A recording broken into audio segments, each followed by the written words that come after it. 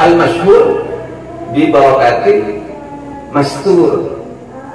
Bisa jadi guru kalian yang waktu dulu masih alif-alifan, yang kalian masih belum bisa baca Al-Quran, itu dalam pandangan Allah adalah wali mastur. Bisa jadi wali yang tersembunyi, yang tak masyhur. Tapi di saat kalian sudah karena pintar baca Al-Quran, hafal Al-Quran, lalu kalian menjadi masyhur, jangan lupa al-masyhur bi barakati mastur. Karena yang terkenal itu sebabnya karena ada keberkahan dari yang tersembunyi. Perlu diingat itu.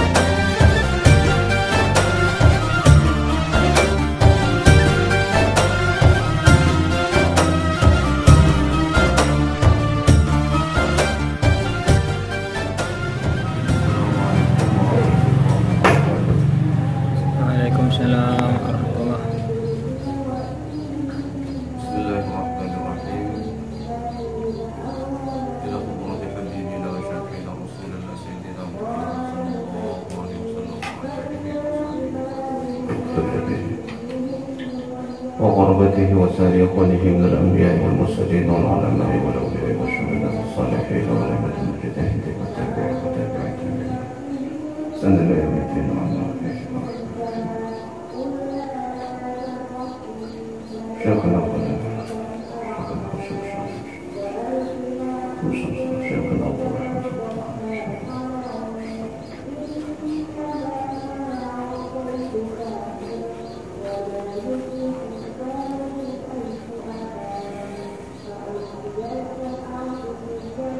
ولخبرة المؤلفين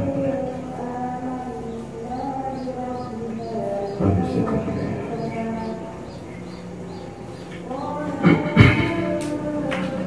وصلهم وفروعهم والمتسبين إليهم وولدهم ومحمدهم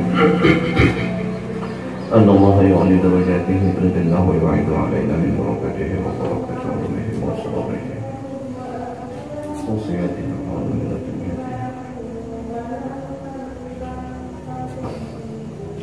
الفاتحة. أعوذ بالله من الشيطان الرجيم. بسم الله الرحمن الرحيم. الحمد لله رب العالمين الرحمن الرحيم مالك يوم الدين إياك نعبد وإياك نستعين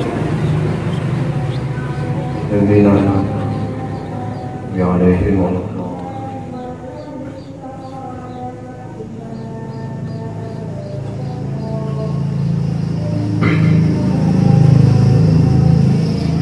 بسم الله الرحمن الرحيم.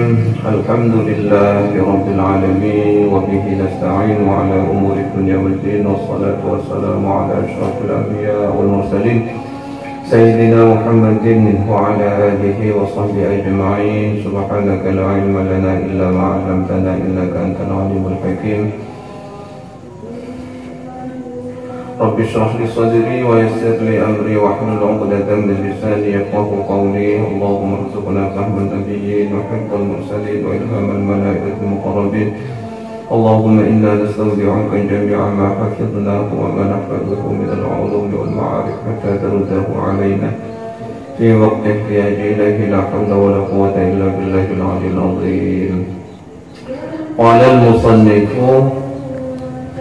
الشيخ الإمام الحفيظ المسند أبي زكريا يحيى بن شرف الدين النووي الشافعي رحمه الله تعالى ونفعنا بعلومه وبأسراره وخصوصيته في الدارين آمين.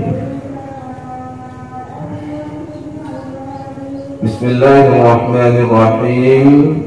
الباب الرابع. Kita masuk ke dalam bab yang keempat.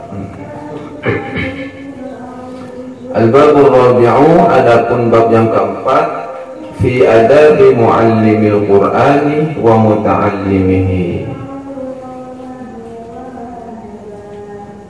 di dalam menerangkan adabi etika-etika, beberapa etika muallimil qur'an, pengajar Al-Quran wa muta'allimihi, dan orang yang belajar Al-Quran.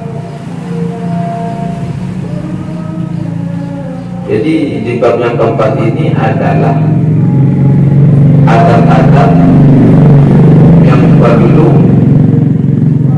diketahui oleh orang yang mengajar Al-Quran, dan orang yang belajar Al-Quran.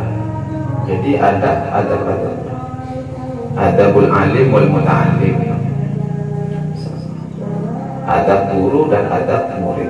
Jadi semua sama-sama ada adabnya. Hadza al-babu ma'al babaini ba'dahu wa huwa maqsudul kitab. Hadzal bab, adapun bab ini, bab yang keempat ini, ma'al babaini, beserta dua bab, ba'dahu, setelahnya, huwa maksudul kitab, adalah tujuan dari kitab ini. Huwa maksudul kitab adalah tujuan dari kitab ini. Wa huwa, dan bab ini dan bab setelahnya, tawilun muntashirun jiddan, panjang dan muntashirun jiddan, sangat luas.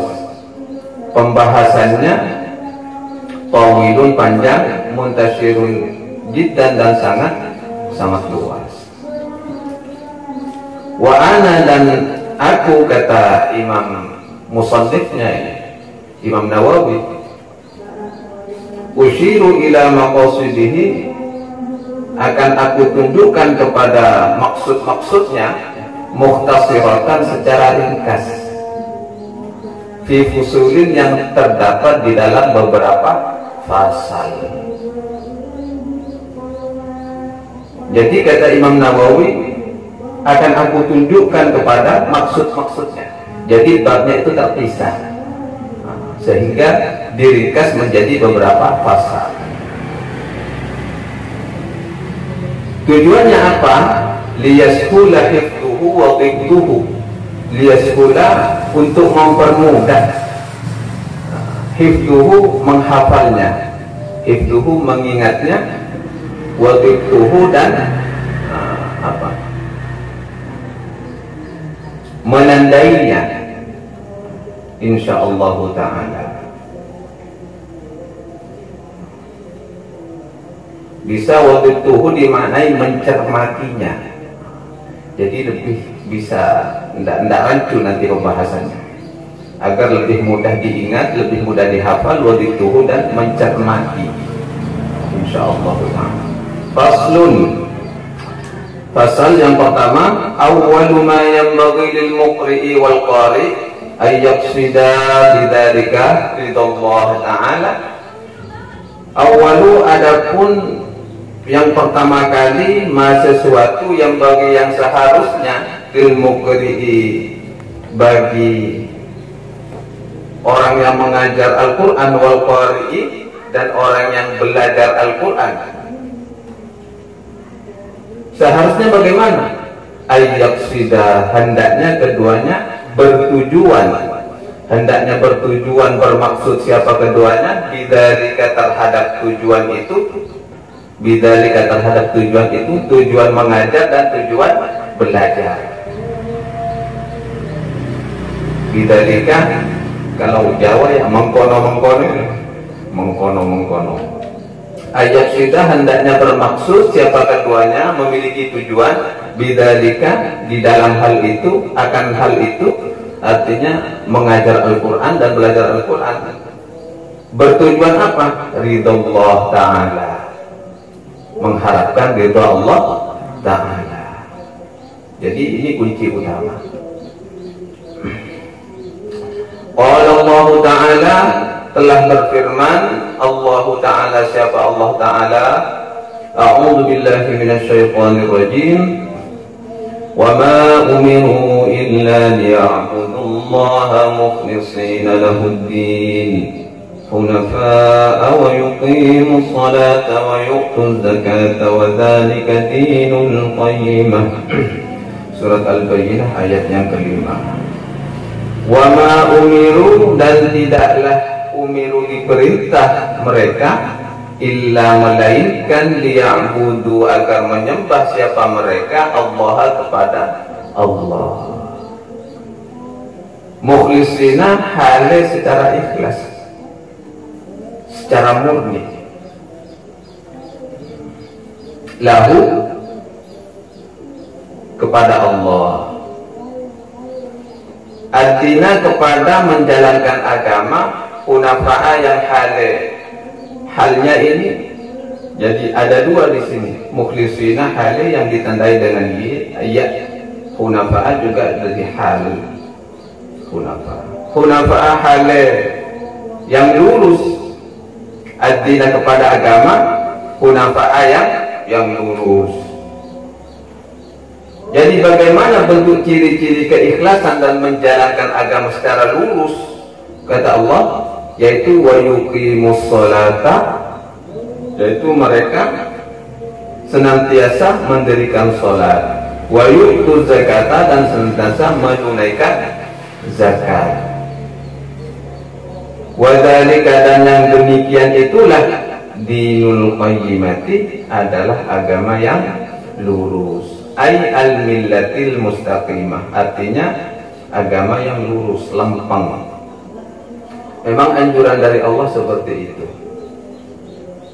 Pada akhirnya harus beribadah kepada Allah secara mukhlis, secara ikhlas, secara murni, bukan karena siapa. Wa fi sahihaini, dan dijelaskan di dalam kitab dua sahih, yaitu Sahih Bukhari dan Sahih Muslim, an Rasulullah sallallahu alaihi wasallam, dari Sayyiduna Rasulullah sallallahu alaihi wasallam, sabda Rasul, innamal a'malu binniyati, innama al-a'malu, bahwasanya perbuatan, beberapa perbuatan atau tiap-tiap perbuatan, binniyati, tergantung niatnya. Jadi innamal a'malu binniyat, setiap perbuatan tergantung niatnya. Wa innama, dan hanya saja likulli imri'in manawa, tiap-tiap orang manawa, mendapatkan apa-apa, nawa, sesuai yang menjadi niatnya. Jadi setiap manusia, setiap orang mendapatkan hasil tergantung sesuai niatnya. Wahadal hadis, dan adapun hadis ini, min usulil Islam, termasuk dari prinsip agama Islam. Apa? Fondasi ya, prinsip agama Islam.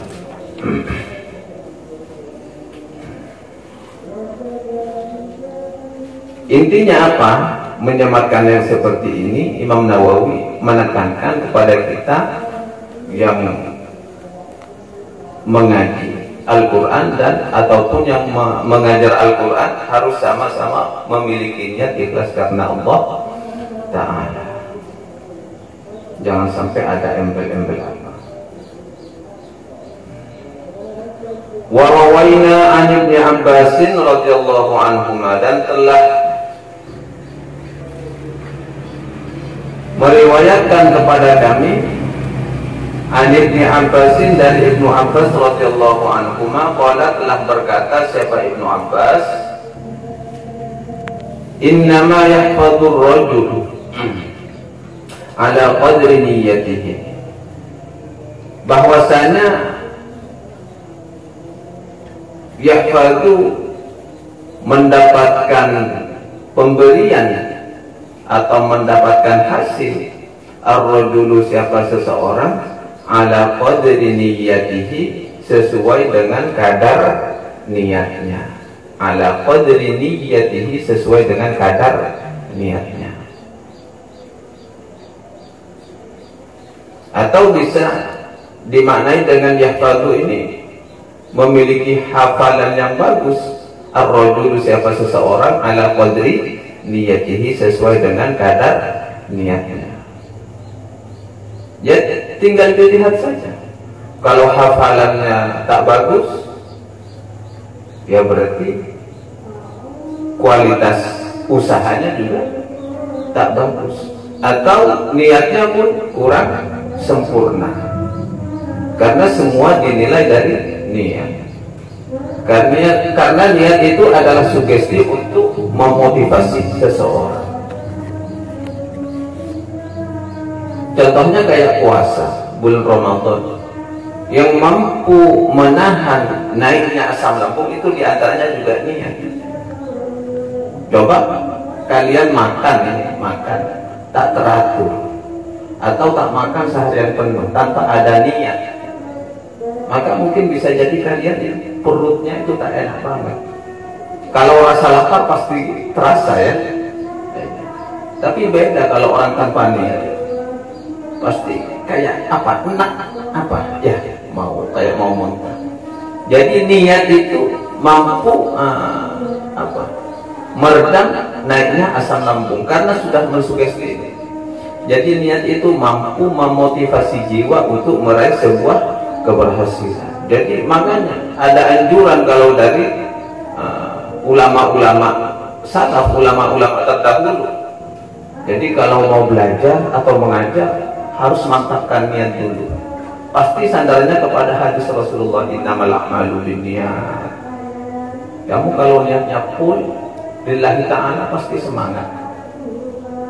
Kalau kamu belajar lillahi ta'ala pasti secapek apapun pasti tetap semangat.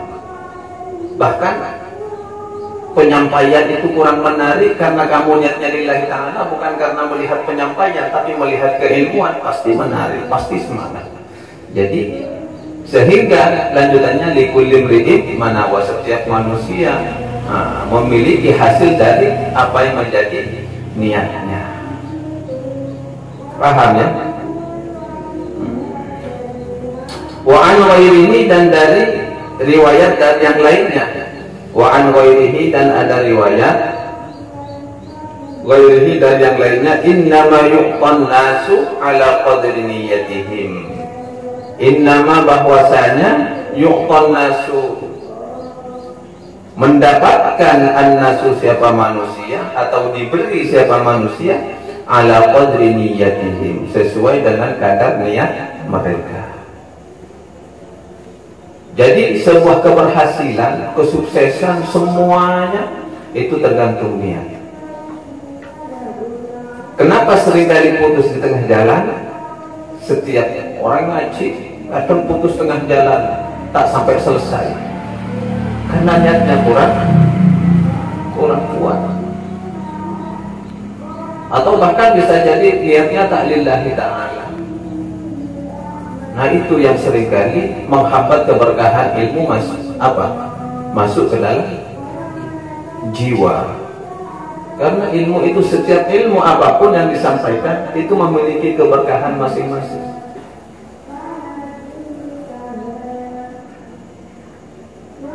Ilmunya memiliki nilai keberkahan, juga yang menyampaikan memiliki kualitas keberkahan.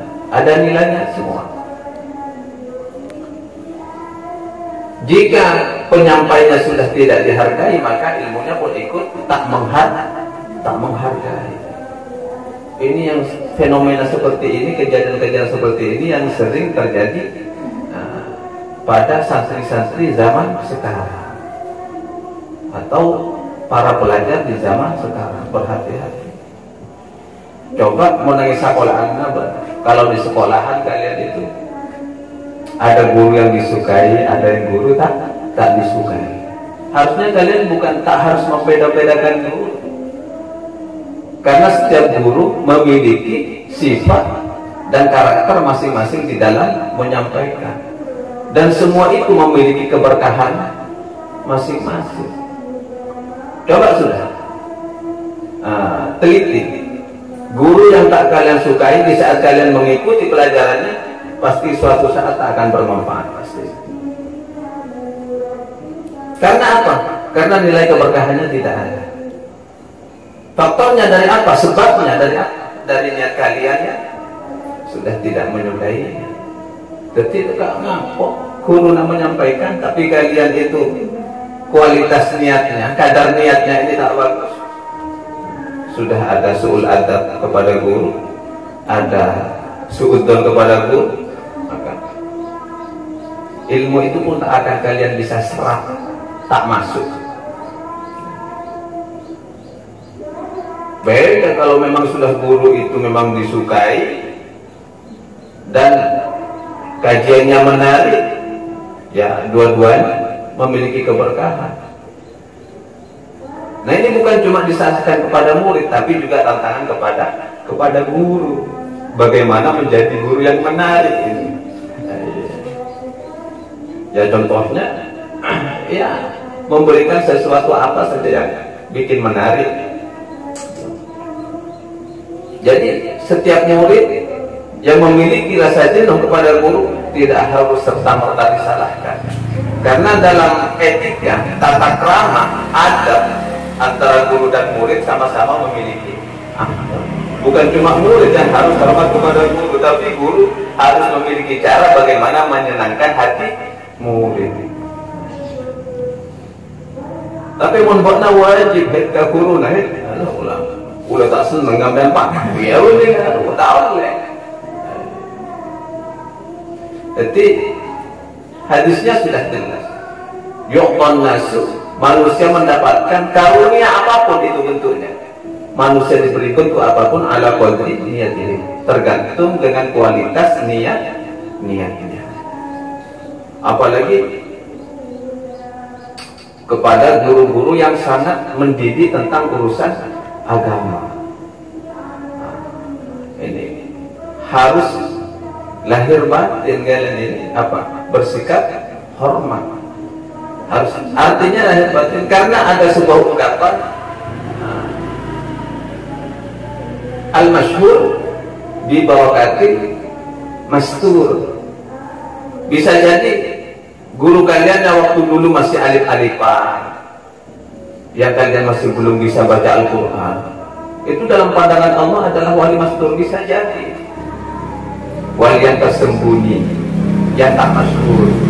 Tapi di saat kalian sudah karena pintar baca Al-Quran, hafal Al-Quran, lalu kalian menjadi masyhur, jangan lupa al-masyhur bi barakati mastur. Karena yang terkenal itu sebabnya karena ada keberkahan dari yang tersembunyi.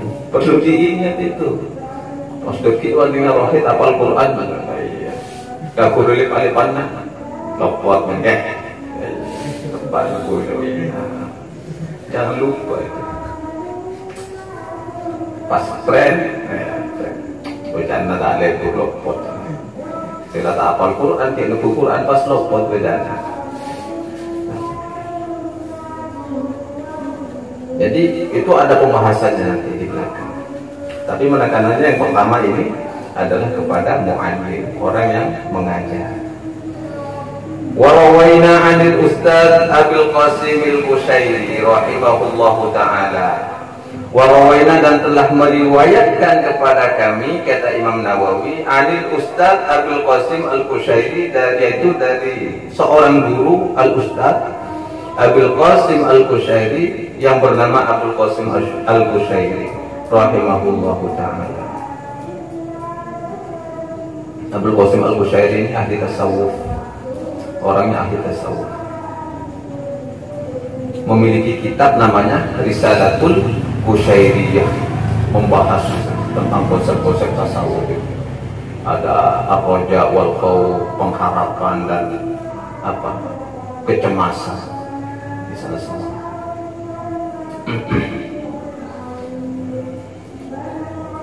Memiliki kitab lumayan tebal juga.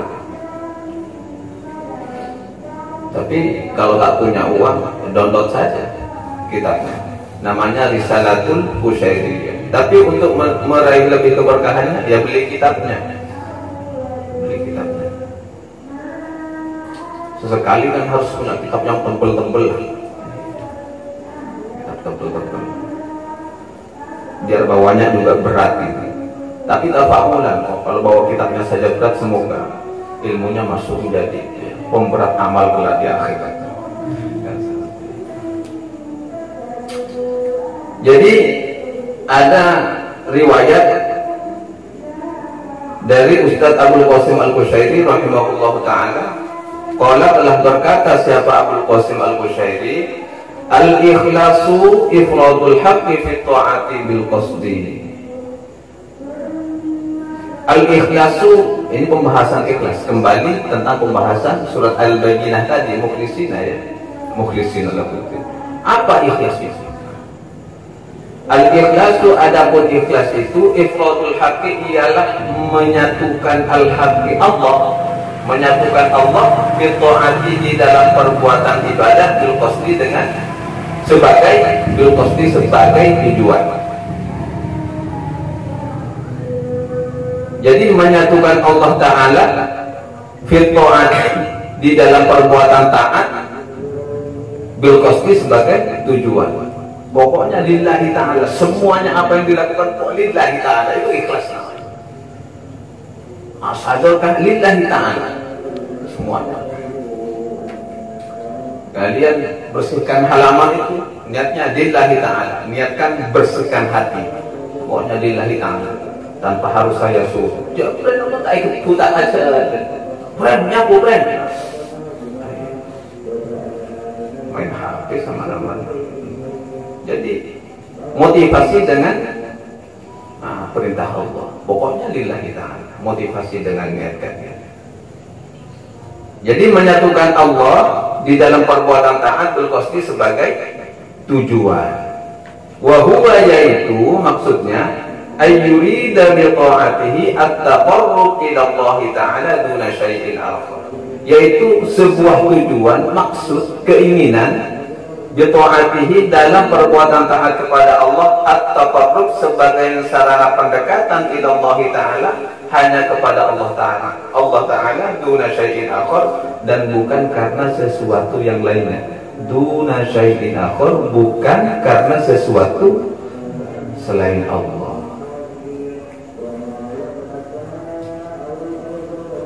Ini pembahasannya agak berat, karena saya juga belum tentu ikhlas dan belum bisa mencapai level yang seperti ini. Tapi semoga Allah memberikan hidayahnya kepada kita. Amin.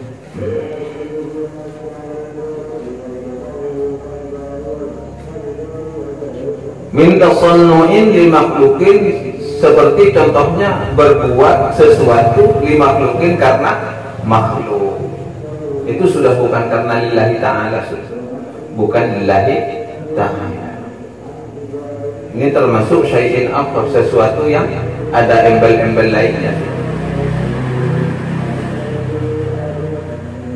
Awil bisa bimahmadatin intan nas, atau mencari mahmadatin, pujian, indan nasi, di sisi manusia, di hadapan manusia. Au mahabbati madhin, atau suka mendapatkan pujian. Au mahabbati madhin, atau suka mendapatkan pujian, minal khalqi, dari makhluk. Au ma'nan minal ma'ani, atau tujuan-tujuan, minal ma'ani, dari beberapa tujuan, siwat taqarrubi, selain sebagai bentuk sarana taqarrub, pendekatan ilallah ta'ala, kepada Allah subhanahu wa ta'ala.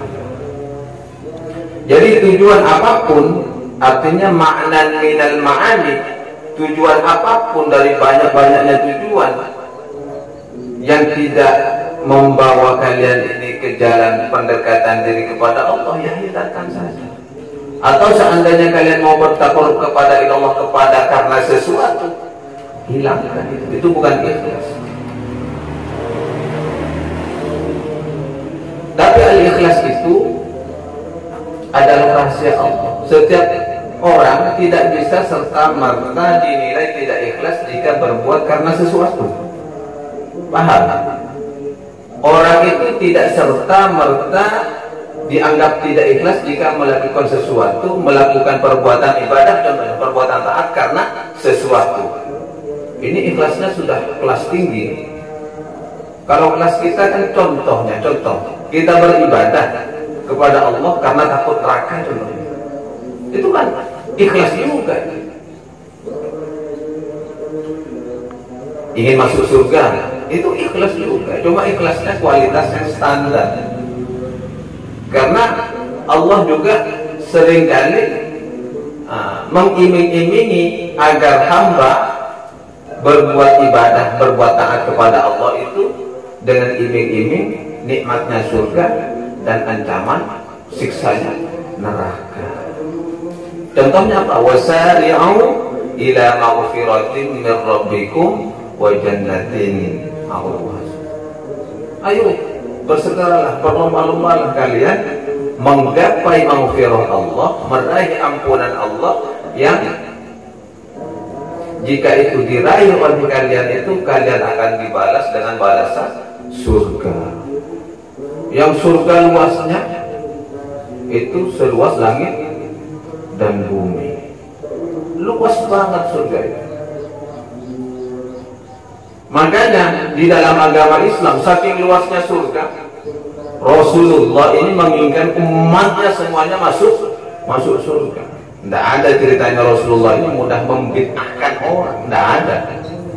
Para sahabat, ulama salaf mudah membid'ahkan orang, apalagi mensyirikkan orang. Tidak ada. Kalau zaman sekarang kan seakan-akan orang itu dengan klaim syiriknya melarang umat Rasulullah masuk surga. Syirik kalian. Padahal sudah nyata-nyata yang diklaim syirik itu mengucapkan dua kalimat syahadat. Jadi bagi orang yang sudah mengucapkan dua kalimat syahadat itu jangan langsung dihukumi syirik. Oh, berat syirik itu. Menghukumi orang itu syirik itu berat. Apalagi sudah nyata-nyata keislamannya dikatakan syirik, berat tanggung jawabnya di hadapan Allah Subhanahu wa ta'ala. Tapi di zaman sekarang dengan mudahnya orang karena tak sesuai dengan amaliyahnya, ini syirik, itu bid'ah, syirik, bid'ah. Seakan-akan yuk kita tak punya hak untuk masuk surga gitu. Seakan-akan tak punya hak masuk surga. Seakan-akan surga itu sudah dikapling oleh mereka. Padahal luasnya surga itu arduha as-samawat wal ardh. Luasnya surga. Seandainya pun dikabulkan oleh Allah, mereka cuma masuk surga seorang diri contohnya. Kalian ini pas masuk surga ketinggalan. Tak nyaman ya. Walaupun nikmatnya surga itu sedemikian rupa, pas cuma tinggal sendirian kalian di dalam surga, tak enak. Tak enak. Saya pernah dengan almarhum Kiai Muzaki ke Jakarta. Ke Jakarta dengan beliau, dengan almarhum. Pas beliau itu dikasih fasilitas yang luar biasa. Ini namanya kan Kiai kan fasilitasnya luar biasa. Kasih kamar, AC, makanan sudah siap sedia. Pokoknya apa kebutuhan di dalam itu sudah jadi. Tapi Kiai tinggal sendirian di dalam. Saya tinggal di luar, di ruang tamunya itu di MPR. Saya ngobrol dengan teman-teman di luar ini. Artinya ya di luar cuma dapat angin biasa, bukan angin AC kan. Kiai sendirian di dalam, tempatnya enak ya pasti spring bed, tempat tidur enak, kamar mandi di dalam, semuanya mau ngapain, makanan, buah-buahan ada. Saya bercanda di luar sambil nyantai-nyantai dengan teman-teman itu. Tiba-tiba pintu kamar itu terbuka. Ternyata Kiai itu keluar. Saya tanya, kenapa keluarnya? Yang mau ya temani saya lah di dalam. Senikmat-nikmatnya surga kalau di dalam sendirian itu tidak enak. Cuma masak makan, mau ngobrol sama siapa?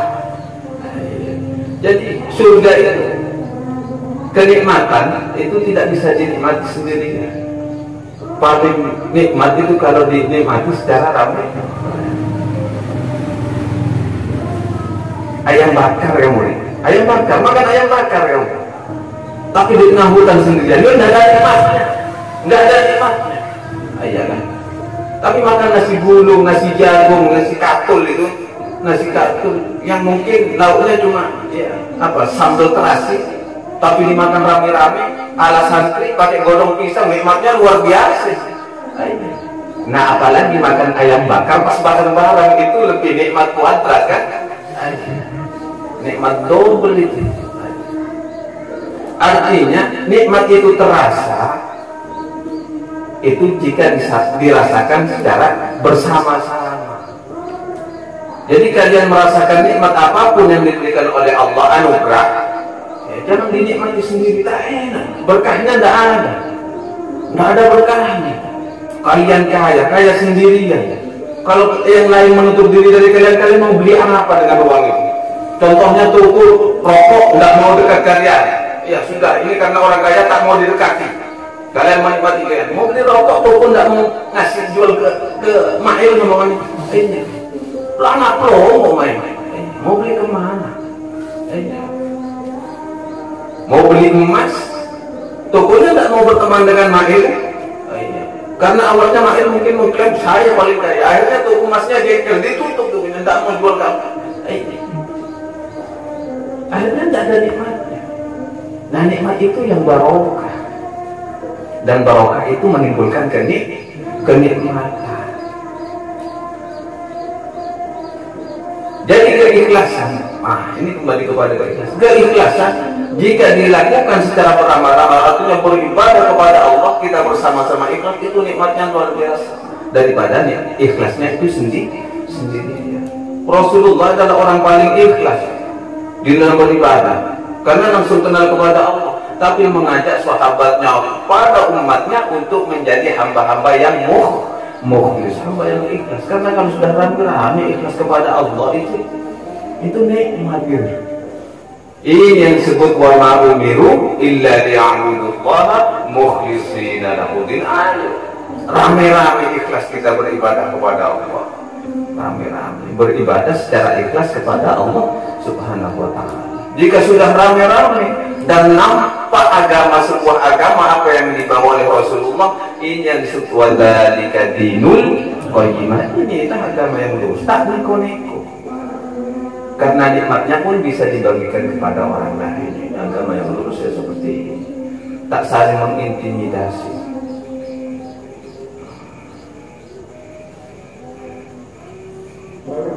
Wa yasihhu, kata siapa?